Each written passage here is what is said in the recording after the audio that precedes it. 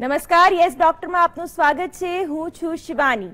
વ્યસનની મજા, મોતની સજા, આ સ્લોગનથી આપણે સૌ જાણકાર છીએ. પણ વ્યસન એટલે મોત નહીં, પણ એક પ્રકારની આત્મહત્યા છે, જેની તરફ આપણે જાતે જ ધકેલાઈએ છીએ.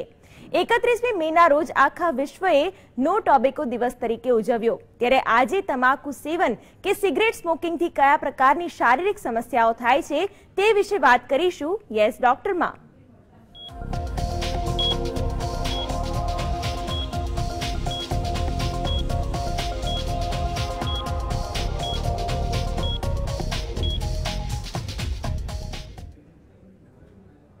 અને આજ અંગે માહિતી અને માર્ગદર્શન સાથે આપણી સાથે જોડાયા છે સાલ હોસ્પિટલના senior physician doctor Jayesh Trivedi.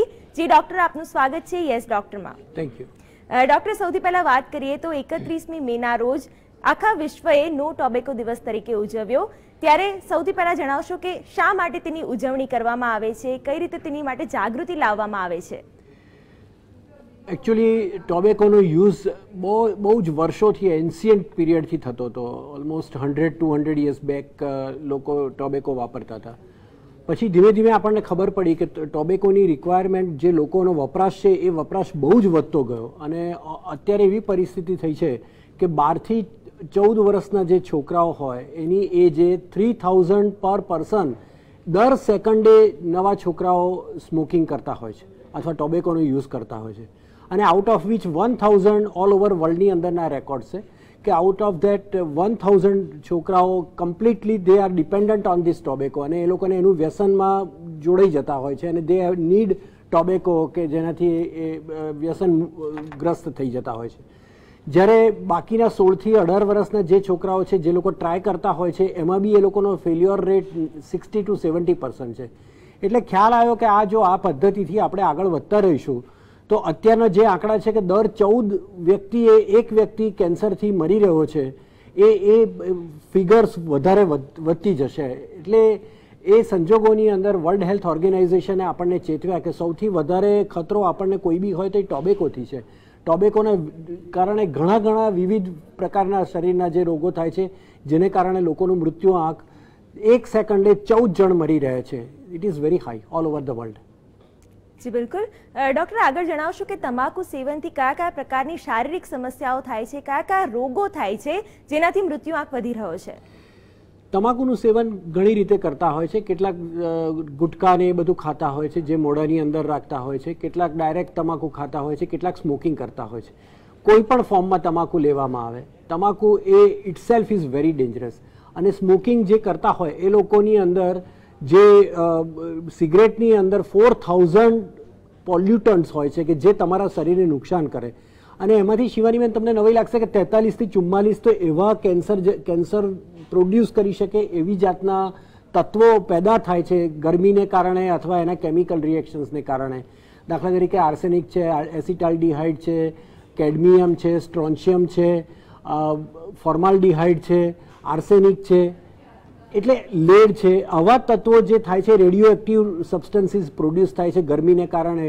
તમે જોશો તો જ્યારે સિગરેટ પીતા હોય કે બીડી પીતા હોય તો એ જે ટેમ્પરેચર ઊભું થાય છે એટલા એરિયાની અંદર, it is about 450 to 600 degree centigrade હોય.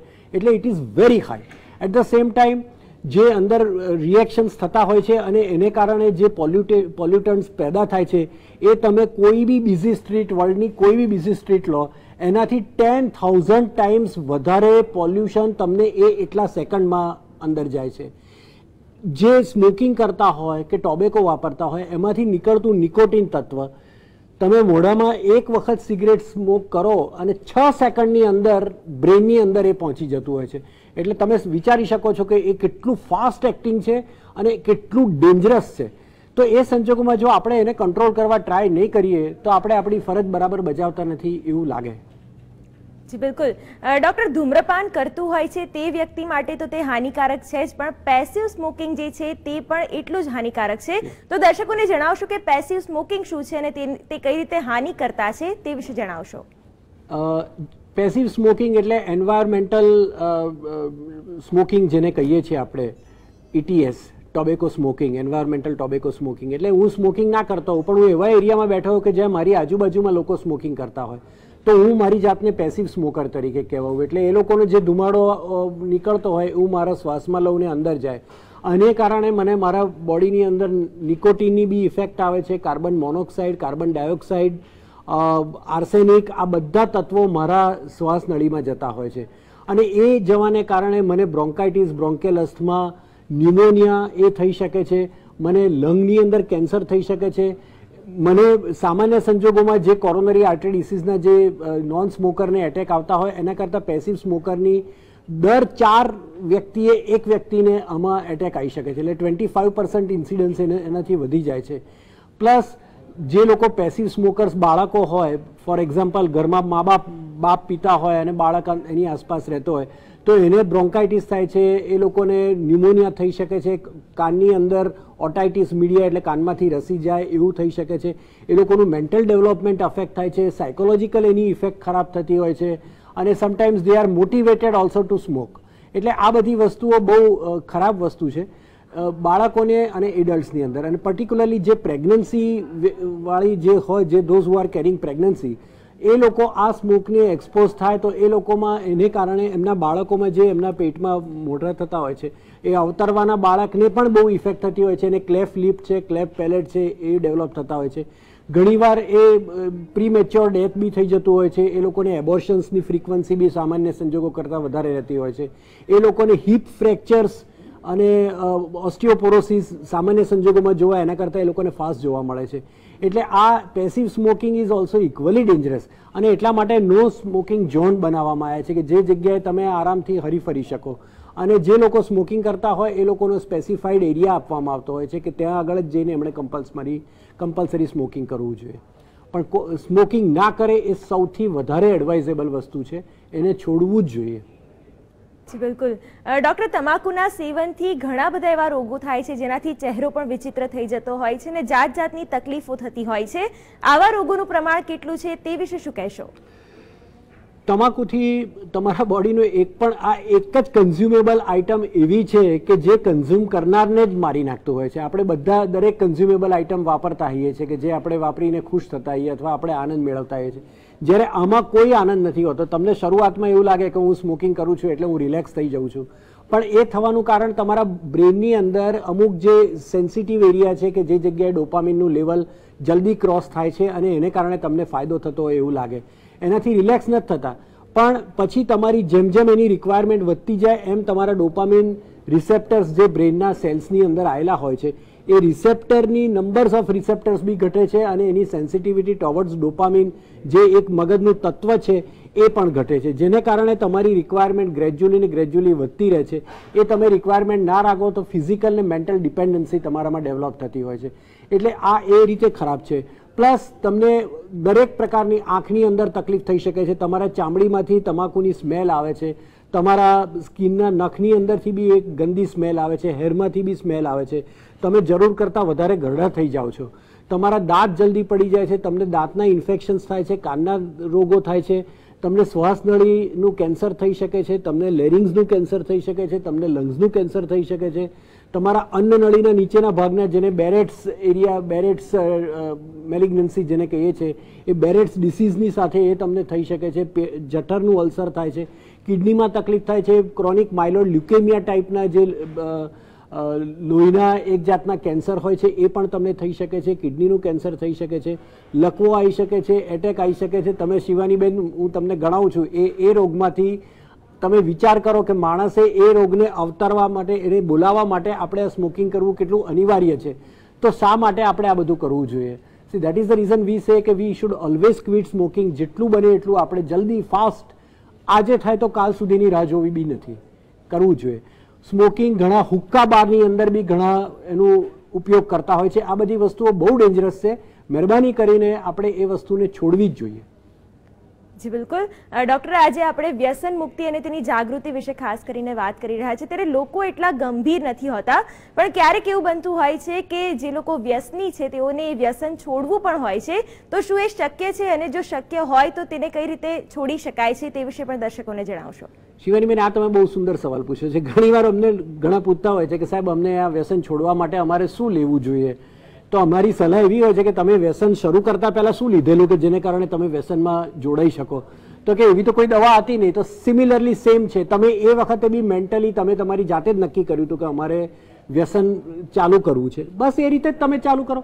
યુ બી સ્ટ્રોંગ, મેન્ટલી તમે મજબૂત થઈ જાઓ. તમને તમારા ફેમિલી સર્કમસ્ટન્સીસ, આજુબાજુવાળા બધા તમને રિક્વેસ્ટ કરે છે, બધા તમને સમજાવે છે કે તમે છોડો. તમે તમારી જાતને મજબૂત કરો, માનસિક રીતે મજબૂત કરો. જરૂર પડે તો સાયકિયાટ્રિસ્ટની હેલ્પ પણ લઈ શકાય છે. એ સિવાય બી ઘણા નિકોટિનવાળા ચ્યુઇંગ ગમ અવેલેબલ છે કે જે ચ્યુઇંગ ગમ તમે ચાહો તો તમને એની પેલા સ્મોકિંગ કરવાની તમારી ઈચ્છા જેને થતું હોય છે એ ઈચ્છા નથી થતી હોતી.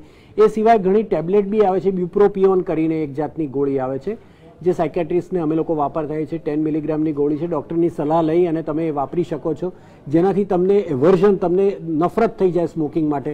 એટલે એ જાતની આ બધી ફેસિલિટીઝ અવેલેબલ છે. જરૂરિયાત છે માત્ર તમારા નિશ્ચય અને તમારી દ્રઢતાને. જો તમે એ રાખશો તમે થઈ શકશો. જી બિલકુલ ડૉક્ટર, એના ઉપાયોની વાત નીકળી છે તો કેટલીક આયુર્વેદિક જાહેરાતો પણ આવતી હોય છે કે આ ટોનિક લેવાથી કે આ પ્રકારના નુસ્ખા કરવાથી સિગરેટ સ્મોકિંગ કે વ્યસન છોડી શકાય છે. તો તેના રિઝલ્ટ્સ કેવા છે, શું તે અસરકારક છે કે નહીં, તે વિશે જણાવશો. ટેકનિકલ ક્વેશ્ચન છે, મને આયુર્વેદિક વિશે જ્ઞાન મારું નથી એટલે શિવાનીબેન એ વિશે નહીં કહું, પણ હું તમને એટલું ચોક્કસ કહી શકું છું કે એલોપેથીમાં પણ એવી દવાઓ છે, આયુર્વેદિકમાં બી હશે જ, અને જેને કારણે આપણે એ લોકોને વ્યસન મુક્ત કરી જ શકીએ છીએ. અને ઘણા લોકો છે કે વ્યસન મુક્ત થાય છે, કેટલાક હાર્ટ એટેક આવ્યા પછી વ્યસન મુક્ત થાય છે. આપણે એ પરિસ્થિતિનું નિર્માણ જ ના થવા દઈએ. શું કામ આપણને લકવો થાય, શું કામ આપણને હાર્ટ એટેક આવે, શું કામ બ્લડ પ્રેશર વધે, શું કામ કિડની બગડે, વાય અવર પેરિફેરલ આર્ટરીઝ જે શરીરની નસો છે સુકાઈ જાય, આ બધી વસ્તુઓ થતાં પહેલાં જ આપણે આપણી જાતને રોકી શકીએ છીએ.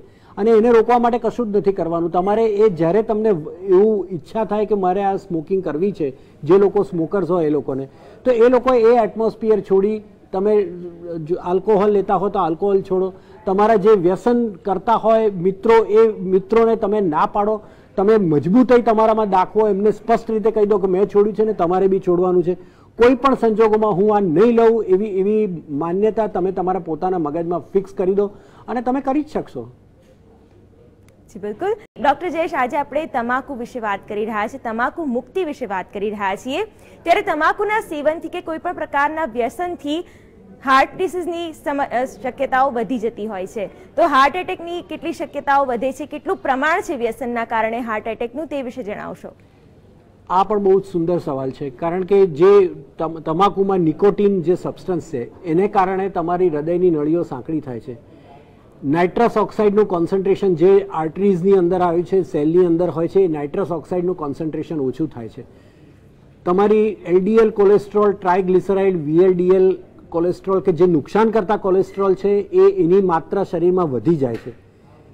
બ્લડ પ્રેશર તમારું વધી જાય છે, હૃદયના ધબકારા વધી જાય છે, જે ફરી હાર્ટને નુકસાન કરે છે. એટલે આવા કારણોને કારણે હાર્ટ એટેક આવવાની શક્યતા સામાન્ય સંજોગો કરતાં જે લોકો સ્મોકિંગ કરતા હોય અને જે ડીપ સ્મોકિંગ કરતા હોય, એટલે ઊંડો શ્વાસ અંદર લઈ જતા હોય અને જે લોકોના લંગ્સ ઇન્વોલ્વ થતા હોય, એ લોકોને આની શક્યતા વધારે રહેતી હોય છે.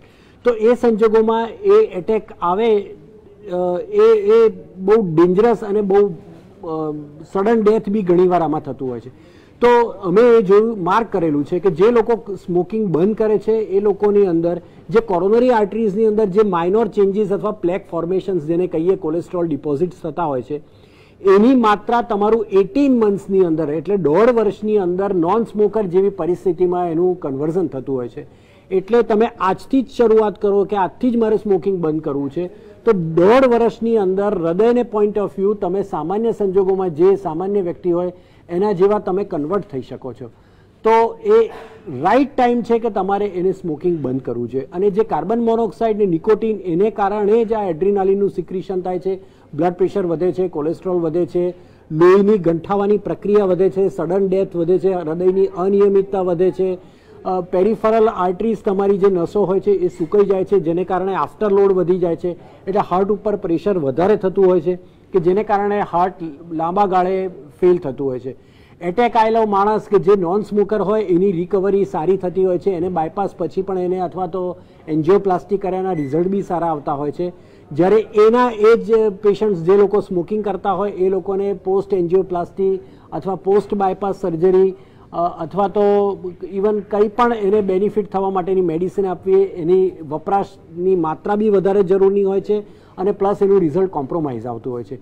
એ લોકોને કાર્ડિયાક ફેલ્યોર થવાની ચાન્સીસ બી વધારે સામાન્ય સંજોગો કરતા રહેતા હોય છે. એટલે આ દરેક સંજોગોમાં ટેકનિકલી આપણે એવી જ સલાહ આપીએ છીએ દરેકને કે મહેરબાની કરીને તમાકુ એટેક આવતા પહેલાં કે આયા પછી બિલકુલ ન લેવું જોઈએ. જી બિલકુલ ડોક્ટર, આ સાથે જ એક કોલર જોડાઈ ગયા છે, તેમની સાથે વાત કરીએ. જી નુસરતભાઈ, આપનો પ્રશ્ન જણાવો.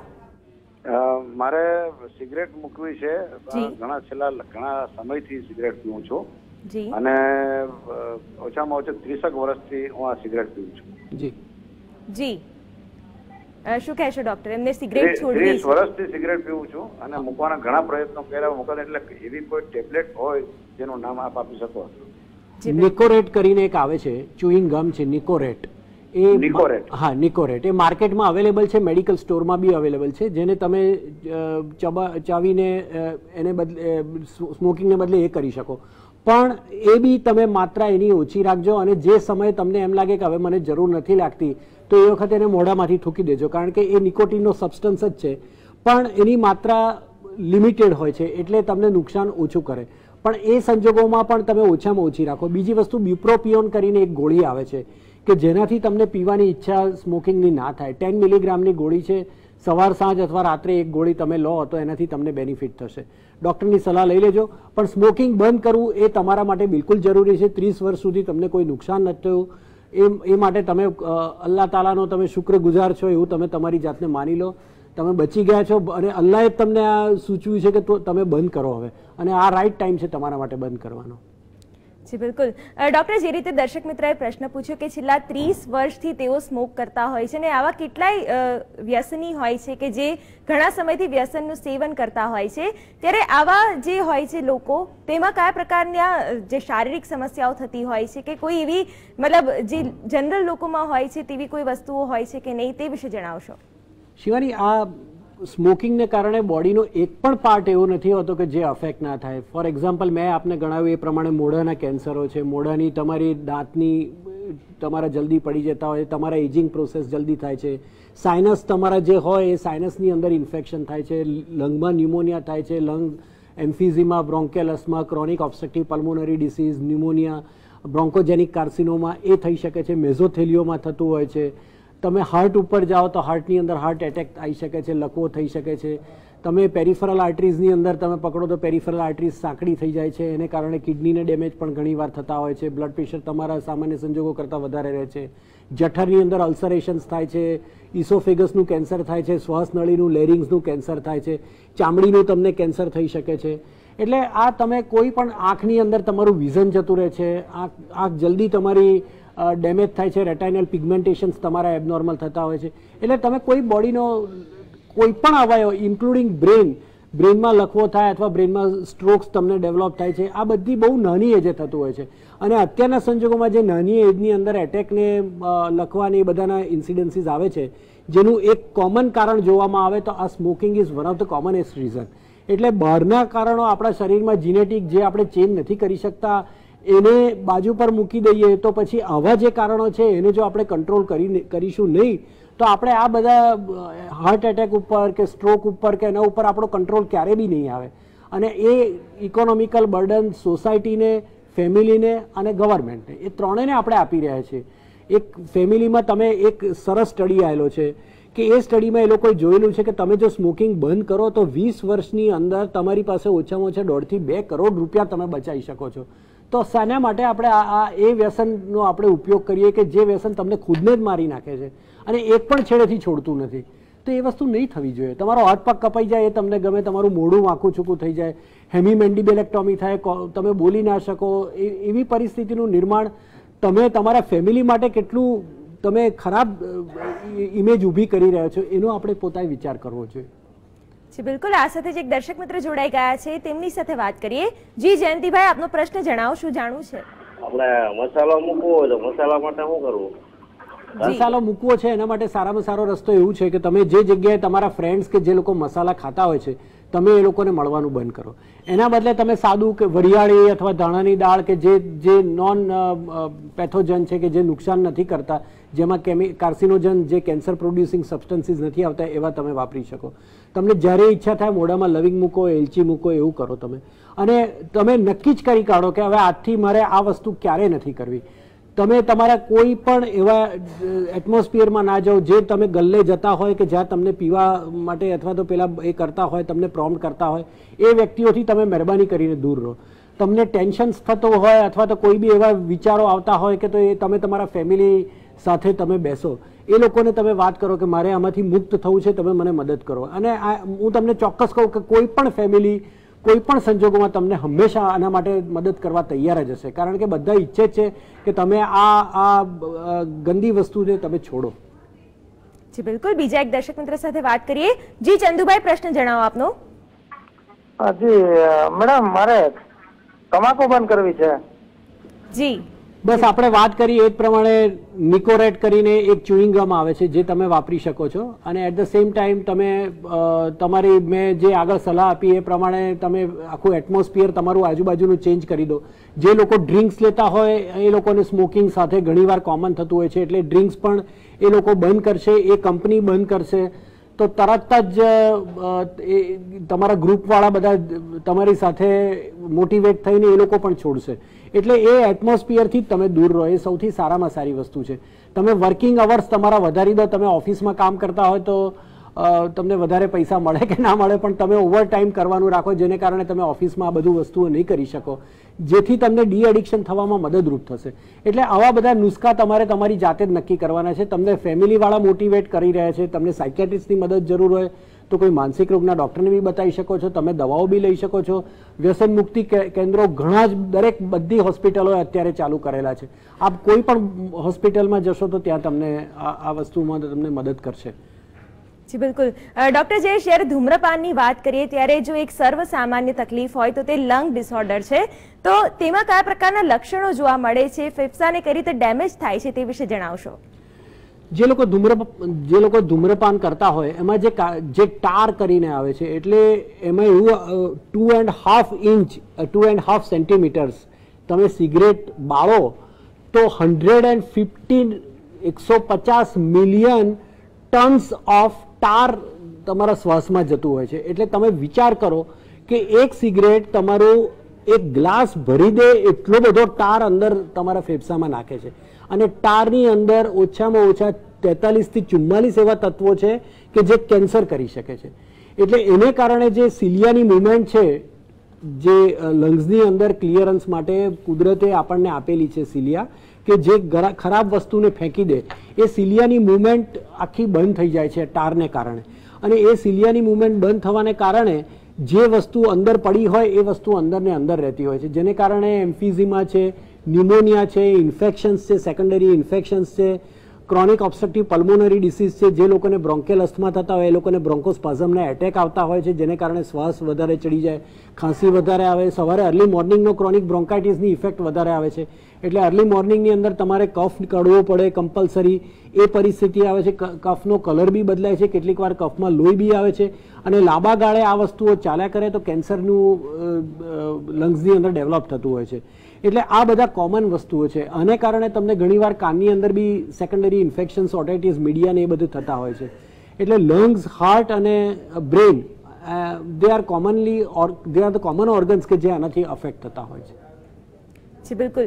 ડોક્ટર, તમાકુના સેવનથી ઘણી બધી એવી ઈજાઓ થતી હોય છે, ઘણા બધા એવા રોગ થતા હોય છે, તે વિશે તો વાત કરી, પણ કયા પ્રકારની સર્જરીઝ અવેલેબલ છે, કયા પ્રકારની મેડિકલ ટ્રીટમેન્ટ્સ અવેલેબલ છે, તે વિશે દર્શક મિત્રોને સમજ આપશો. એટલે જે લોકો જે સામાન્ય સંજોગોમાં સ્મોકિંગ કરતા ના હોય એ લોકોને જે બ્રોન્કોડાયલેટર્સ એટલે લંગ્સ માટેની જે સ્પાઝમ આવતા હોય એને રિલીવ કરવા માટે જે દવા આપવી પડતી હોય એના કરતાં આ લોકોને દવાઓની માત્રા સામાન્ય કરતાં વધારે રહેતી હોય છે. લોહી પાતળું કરવાની દવાઓ આપતા હોઈએ જે હાર્ટ એટેક પછી આપવામાં આવતી હોય છે, અથવા તો લખવાની અંદર આપવામાં આવતી હોય છે, એની રિક્વાયરમેન્ટ સ્મોકર્સની અંદર સામાન્ય સંજોગો કરતાં વધારે હોય છે. એટલે આ વધારે પડતો ડોઝ આપણે એમને આપવો પડે છે તો જે દવાઓ અસર કરતી હોય છે. ત્રીજી વસ્તુ કે જે લોકો સ્મોકર્સ હોય છે એ લોકોના લંગ્સનો રિસ્પોન્સ ટોવર્ડ્સ ધ બ્રોન્કોડાયલેટર્સ ખૂબ જ ઓછો હોય છે. એટલે એ લોકો તમારે પંપ લેતા હોય અથવા તો તમે નેબ્યુલાઇઝર્સ આપતા હો અથવા તો ઓરલ ડ્રગ્સ આપતા હો, એની ડ્રગની માત્રા તમારે સામાન્ય કરતાં વધારે આપવી પડતી હોય છે. એટલે ડ્રગની જે સાઇડ ઇફેક્ટ્સ હોય છે એ સાઇડ ઇફેક્ટ્સ એ લોકોને જલ્દી પ્રેસિપિટેટ થાય છે. અને જે થેરાપેટિક ઇન્ડેક્સ જેને કહેવામાં આવે કે જે સામાન્ય સંજોગોમાં એટલા પીરિયડની અંદર જ તમારે રહેવું જોઈએ, એના બદલે ઘણીવાર આપણે ટોક્સિક ડોઝ આપી દેવો પડતો હોય છે just two get the result, અને એ એમના માટે જીવલેણ સાબિત થતો હોય છે. એટલે એ સંજોગોમાં આવું ના થાય. બીજી વસ્તુ આપે પૂછો ક્વેશ્ચન્સ કે કઈ સર્જરીસ થતી હોય છે, એટલે આમાં જે પ્રમાણે જે ડિસીઝ થતો હોય એની સર્જરી કરાવવી પડતી હોય છે. ઇસોફેગસની અંદર તમારા અન્નનળીમાં અથવા શ્વાસનળીમાં અથવા લેરિંગ્સમાં કેન્સર થાય તો લેરિંગ્સ કાઢી નાખવું પડે છે, સ્વર પેટી કાઢી નાખવી પડે છે. તમે ડિસફિગર થઈ જાઓ છો, તમે બોલો તો લોકો સાંભળી ના શકે એવી પરિસ્થિતિ હોય છે, ગળામાં કાણું પાડવું પડતું હોય છે. તમારા જીભનું અથવા મોઢાનું કેન્સર થતું હોય છે, તમારું અડધી જીભ કાપી નાખવામાં આવતી હોય છે, આજુબાજુના સ્કિન સોફ્ટ ટિશ્યુઝ બધું જ કાપી નાખવામાં આવતું હોય છે, અડધું તમારું મેન્ડિબલ બોન કાપી નાખ્યું જેને કમાન્ડો સર્જરી કહેવાય છે. એટલે એ સર્જરી થાય છે. પેરિફરલ આર્ટરીઝ તમારી પકડાયેલી હોય તો તમને એમ્પ્યુટેશન એટલે અડધો પગ અથવા તો એવી રીતે કાપી કાઢવો પડતો હોય છે. એટલે આ આટલી બધી ગ્રીવિયસ ઇન્જરીઝ તમારા શરીરમાં એક ખાલી સ્મોકિંગના ઈચ્છાને કારણે અથવા તો પ્રબળ તમને એવી કોઈ પણ સંજોગોમાં તમે ચાલુ કર્યું હોય એને તમે ટકાઈ રાખવા માટે રાખતા હોય, તમે તમારી જાત ઉપર પ્રભુત્વ મેળવી લો અને તમે ચોક્કસ કરી શકશો. આ માનસિક રોગ છે, એનાથી કોઈ જ ફાયદો નથી અને આ એક જ કન્ઝ્યુમેબલ તમને મારી નાખશે. માટે મહેરબાની કરીને આને તમે સમજતા થાઓ, આજથી જ તમે સમજી લો અને એને છોડો. જી બિલકુલ. ડોક્ટર જયેશ, આપ અમારી સાથે જોડાયા, વ્યસન મુક્તિ જેવા મહત્વપૂર્ણ મુદ્દાઓ અંગે અમારા દર્શક મિત્રોને માહિતી અને માર્ગદર્શન આપ્યું તે બદલ આપનો ખૂબ ખૂબ આભાર. My pleasure. તો આ સાથે GS ડોક્ટરમાં હાલ બસ આટલું જ. આપ જોતા રહો GS TV. નમસ્કાર.